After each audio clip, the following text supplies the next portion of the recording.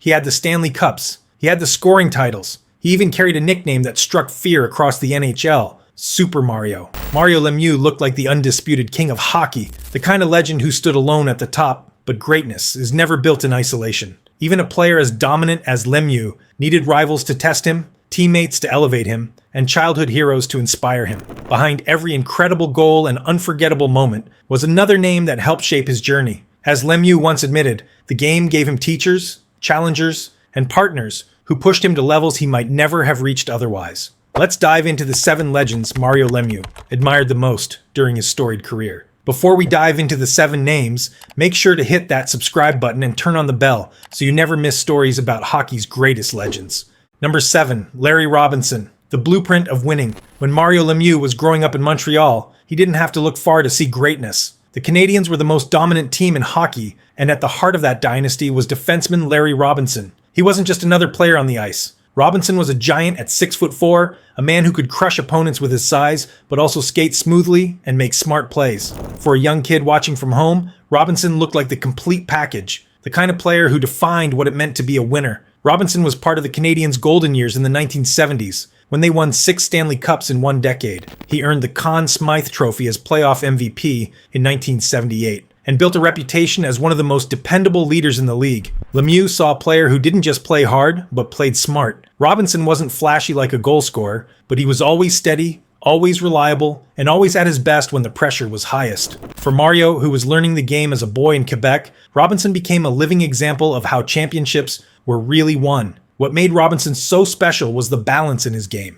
He could throw a crushing body check that sent a message, then just as easily make a perfect outlet pass to start an offensive rush. He was tough, but never reckless. He was strong, but never selfish. That mix of toughness and control left an impression on young Lemieux. Even though Mario was a forward, he learned from watching Robinson that hockey greatness wasn't only about scoring goals, it was about doing everything it took to win. There wasn't a personal connection between the two men, the way Lemieux later had with teammates like Jaromír Jágr or Paul Coffey. But from afar, Robinson shaped Mario's understanding of what a champion looked like. He showed that the players who lift the cup year after year are the ones who combine skill with discipline, power with composure. As Lemieux rose through junior hockey and then into the NHL, he carried those early lessons with him. He became the superstar who scored highlight reel goals, but he also made sure his teams could battle through the toughest playoff moments. In that sense, Larry Robinson gave Mario a blueprint. He wasn't the closest or most personal influence, but he was proof that greatness isn't only measured in points, it's measured in winning. Number 6, Mike Bossy, the pure sniper. Before Mario Lemieux ever stepped onto NHL ice, there was already a goal scorer who seemed almost impossible to stop, Mike Bossy of the New York Islanders. Bossy wasn't the biggest or the toughest player on the ice, but he had one gift that separated him from almost everyone else in hockey history: his shot. It was quick, deadly accurate, and released so fast that goalies barely had time to react. In just 10 seasons, Bossy scored 573 goals and had 9 straight 50-goal seasons. For a young Lemieux, watching those numbers pile up was nothing short of inspiring. Bossy was the centerpiece of the Islanders dynasty that won 4 straight Stanley Cups in the early 1980s. He wasn't the loudest personality, but every time the puck touched his stick, fans expected it to end up in the back of the net. Lemieux paid attention to that. While many kids admired the flashy dekes or the bruising hits, Mario studied how Bossy found space, got his shot off, and turned even half chances into goals. It gave him a clear picture of what it meant to be a pure scorer at the NHL level. What made Bossy even more remarkable was his consistency. Scoring 50 goals in one season is rare. Doing it 9 times in a row was unheard of. That type of production became a target for young Lemieux, who later went on his own chase for the magical 50 goals in 50 games milestone.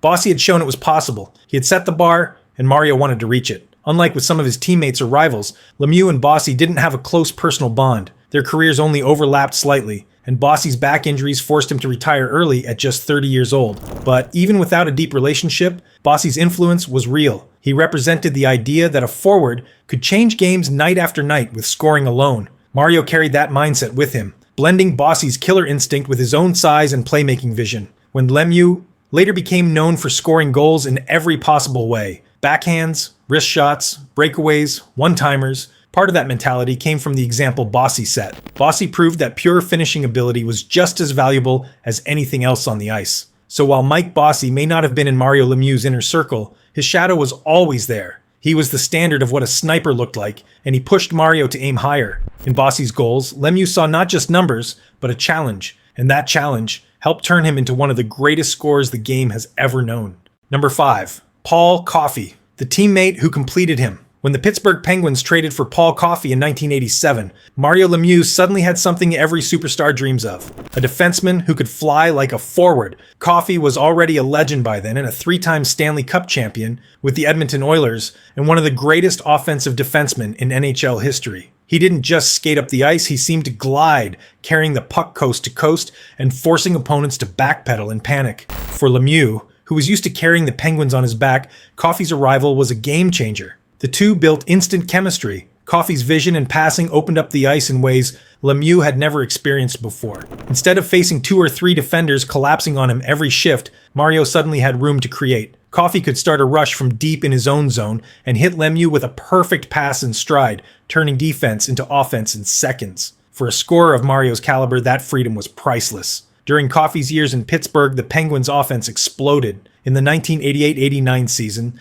Lemieux had one of the most incredible years in NHL history: 85 goals, 114 assists, 199 points. Coffey wasn't the only reason, but his presence on the blue line made life much easier for Super Mario. Opponents couldn't just focus on Lemieux because Coffey was every bit as dangerous when he had the puck. What made their partnership special was balance. Lemieux had the size, the soft hands, and the scoring touch. Coffey had the speed, the skating, and the ability to turn defense into attack instantly. Together, they forced teams to play on their heels. Fans who watched them in those years often talk about how unstoppable the Penguins looked when both were on the ice. Even though Coffey was one of many great teammates Lemieux would play with over his career, his impact stood out. He helped transform Pittsburgh from a struggling franchise into a real contender. He gave Mario the space to do things no one else in the league could even dream of. Their relationship wasn't as personal or long-lasting as the bond Lemieux later had with Jaromír Jágr, but Coffey's importance can't be overstated. He completed Lemieux in a way few players ever could,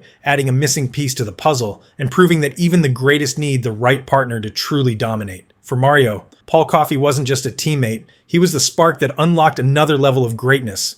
Number 4. Jean Béliveau, the childhood idol. Long before Mario Lemieux became Super Mario, he was just a boy growing up in Montreal, with a hockey stick in his hands and a dream in his heart. Like so many kids in Quebec, he looked up to the great Jean Béliveau. Béliveau wasn't only a superstar for the Montreal Canadiens, he was the definition of class, dignity, and leadership. To young Mario, Béliveau was more than a player. He was the model of how a professional should carry himself both on and off the ice. Béliveau's career was already legendary by the time Mario was old enough to follow hockey closely. He won 10 Stanley Cups as a player, scored over 500 goals, and became one of the most beloved figures in the sport. But what really made Béliveau special to fans like Lemieux was his composure. He never lost control, never looked rattled, and always seemed to find a way to rise above the chaos of the game. For a kid watching from home, that presence left a deep impression. Mario admired the way Béliveau balanced being a fierce competitor with being a gentleman. On the ice, he was dominant. Off the ice, he was approachable, respected, and admired even by opponents. Lemieux took notes. As he rose through the junior leagues and eventually into the NHL, Mario was often compared to Béliveau, not just for his scoring ability, but for the way he carried himself. Reporters and coaches noticed that he rarely showed frustration, rarely boasted, and often let his performance speak louder than his words, traits Béliveau had mastered years earlier. While Mario and Jean never played in the same era, their connection was symbolic. Béliveau represented the standard of excellence in Montreal, and Mario grew up in that shadow, dreaming of one day carving his own legacy. When Lemieux eventually became the face of the Pittsburgh Penguins, he embodied many of the same qualities that had made Béliveau a hero. He was a captain who didn't need to shout to be respected, a superstar who let his play lead the way. Lemieux loved Béliveau, not because they shared a locker room or a rivalry, but because Béliveau gave him something to aspire to. He showed that greatness wasn't just about goals or trophies, it was about how you carried yourself through triumphs and struggles. For Mario, that lesson stuck. Béliveau was the childhood idol who shaped his mindset, and even though they weren't contemporaries, his influence lived on every time Lemieux skated onto the ice with quiet confidence and unmatched class. We're only halfway through the list, and the biggest names are still to come. If you're enjoying the journey so far, give this video a quick like. It really helps more hockey fans discover these legendary stories.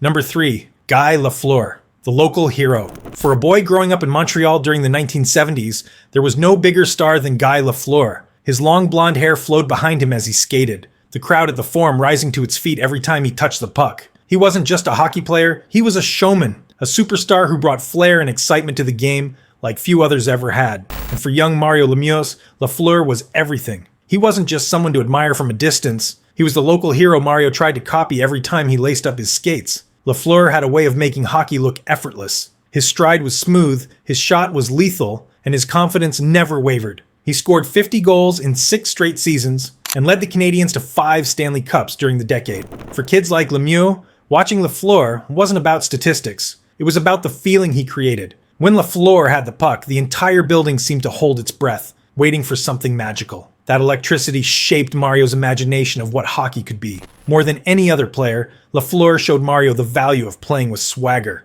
Lafleur didn't just try to score, he tried to do it in style. He attacked defenders, created space out of nothing, and carried himself with a fearless confidence. Lemieux, tall and quiet by nature, soaked in that lesson. Later in his career, when Mario glided past defenders or deked a goalie with ease, there was more than a little bit of Lafleur's spirit in his game. What made Lafleur's influence so personal was timing. Mario was at the perfect age to be inspired, a boy in Montreal during Lafleur's prime years, when the Canadiens were the most dominant team in the league. Every goal Lafleur scored, every rush down the wing, felt like a message to kids like Mario. This is what greatness looks like. While Lemieux went on to build his own style with more power, more reach, and more finesse in the tight spaces, he never forgot where that first spark came from. Lafleur gave him the vision of an attacking forward who could own the ice and thrill the crowd at the same time. For Mario Lemieux, Guy Lafleur wasn't just another legend. He was the boyhood hero who turned dreams into possibilities. The player who showed him that hockey could be not only about winning, but about inspiring awe every single night. Number 2, Wayne Gretzky, the ultimate rival. If Mario Lemieux wanted to be remembered as one of the greatest players in hockey history, there was one man he had to measure himself against, Wayne Gretzky. During the 1980s and 1990s, Gretzky was the face of the NHL, the great one, who seemed untouchable with his scoring records, playmaking ability, and Stanley Cups. For Lemieux, chasing greatness meant chasing Gretzky, and that rivalry became one of the most important parts of his career. What made their rivalry so unique was the respect both men had for each other. Gretzky was smaller and less physically imposing than Lemieux, but his vision and passing were unmatched. Mario, on the other hand, was taller, stronger, and more naturally gifted as a goal scorer. Every time the two faced off, fans knew they were watching something special, the two best players in the world pushing each other to new heights. The defining moment of their relationship came during the 1987 Canada Cup. Instead of battling against one another, Gretzky and Lemieux wore the same jersey for Team Canada. In the final game against the Soviet Union, Gretzky set up Lemieux for the winning goal, one of the most famous goals in international hockey history. That single play summed up their partnership, Gretzky's perfect vision combined with Lemieux's lethal finish. It was a rare chance for fans to see the two legends working together, and it remains one of the most replayed highlights in Canadian hockey. For Lemieux, Gretzky wasn't just a rival to beat, he was a standard to live up to. Gretzky's records for points, assists, and consistency set a bar higher than anyone had ever imagined. Mario loved that challenge. It gave him a target, something to strive for every season, and while injuries and illness cut into Lemieux's career totals. The fact that he was often able to rival Gretzky's dominance, despite those setbacks, made his achievements even more remarkable. Their bond went beyond the ice as well. Over time, the rivalry gave way to friendship and mutual admiration. Gretzky often praised Lemieux's raw talent, calling him one of the few players who could truly do things no one else could. Lemieux, in turn, respected Gretzky's longevity and leadership, recognizing that his rival had carried the sport into a new era. In the end, Gretzky was the ultimate rival because he forced Lemieux to chase perfection. He gave Mario a mountain to climb, and Mario loved every step of that challenge. Without Gretzky, Lemieux's story would still be legendary, but with him, it became unforgettable. Number 1, Jaromír Jágr. The wingman. If there was one player Mario Lemieux truly loved playing with, it was Jaromír Jágr. More than just a teammate, Jágr was Mario's partner in building the Pittsburgh Penguins into champions, and his protege, who grew into one of the greatest players of all time. Their connection on the ice wasn't just about scoring goals, it was about two superstars who made each other better, and a bond that lasted long after the final buzzer. When Jágr arrived in Pittsburgh in 1990, he was only 18 years old, a kid from Czechoslovakia stepping into a new country and a brand new league. It could have been overwhelming, but he had the perfect mentor, Mario Lemieux. From the beginning, Mario took pride in helping Jágr find his place. He guided him in the locker room, gave him confidence, and allowed him the freedom to grow into his own style of play. And what a style it was. Jágr had a mix of strength, skill, and creativity that made him nearly impossible to defend. His low center of gravity, incredible balance, and ability to protect the puck turned him into a nightmare for opponents. When paired with Lemieux, it felt unfair. Mario's elegance and vision combined with Jágr's power and flair created one of the most dangerous duos the NHL had ever seen. Together, they brought the Penguins their first 2 Stanley Cups in 1991 and 1992. For Pittsburgh fans, those years were magic. Lemieux was the captain and superstar, but Jágr's rise made the team unstoppable. Mario didn't just enjoy winning with Jágr, he took real pride in seeing the young winger blossom into a superstar right beside him. Their connection went beyond the ice. Jágr has often spoken about how much Mario meant to him, not just as a teammate, but as a friend and role model. And for Lemieux, Jágr was more than just a line mate, he was family. That bond stayed strong even after Mario's first retirement, and later when Jágr carried the Penguins in Mario's absence. When Lemieux returned in 2000, it was Jágr waiting to welcome him back, proof of the deep respect that flowed both ways. If any player could be called the one Mario loved the most, it was Jaromír Jágr. He wasn't only a teammate, he was a partner in the building a dynasty, a protege who grew into a legend, and a friend whose bond with Mario lasted for decades. Together, they didn't just win games, they defined an era of hockey that fans will never forget. Greatness in hockey is never built alone. Mario Lemieux may have had the cups, the records, and the nickname Super Mario, but his journey was shaped by the legends around him. From childhood idols like Béliveau and Lafleur, to rivals like Wayne Gretzky, to teammates like Paul Coffey and Jaromír Jágr, each one played a role in sharpening his game and defining his legacy. Lemieux's story isn't just about goals or trophies, it's about the people who pushed him, inspired him, and stood by his side. Greatness recognizes greatness, and legends truly do forge legends. Thanks for watching, and I'll see you next time. If you enjoyed this video, drop a comment below and tell us which player you think influenced Mario Lemieux the most. And don't forget to like and share so more hockey fans can join the conversation.